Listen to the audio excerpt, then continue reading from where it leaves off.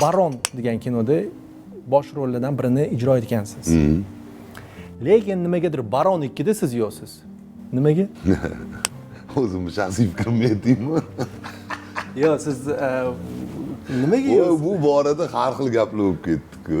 O'shaning uchun biz mana o'zingizdan so'raymiz. ekan, bir Balki o'sha rejissyor bilan qanaqadir kelishmovchiligingiz bo'lganmi aytdi. Baron 2 da.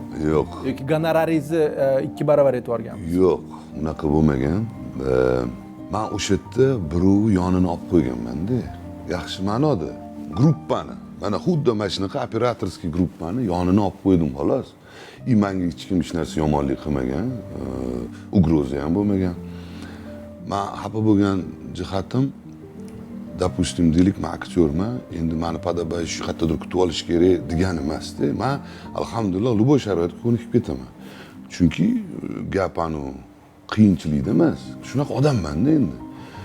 O'sha yerda kichkina bir narsa bo'lganki, operatorskiy gruppa, yana qaysidir gruppa yomon emas, просто ishlamaydigan joyga joylashtirib qo'yishgan. Qanaqadir sanatoriymi u, esimda yo'q. Ovqati yaxshi emas ekan. O'shani men eshitib qoldim. Men birga o'tirasiz-ku, biz zo'r xonada yotuvdik. Men aytdim, iloji qilaylik, bularni ham yaxshi joyga joylashtiraylik desam, o'sha yerda ozgina nizo kelib qoldi-da.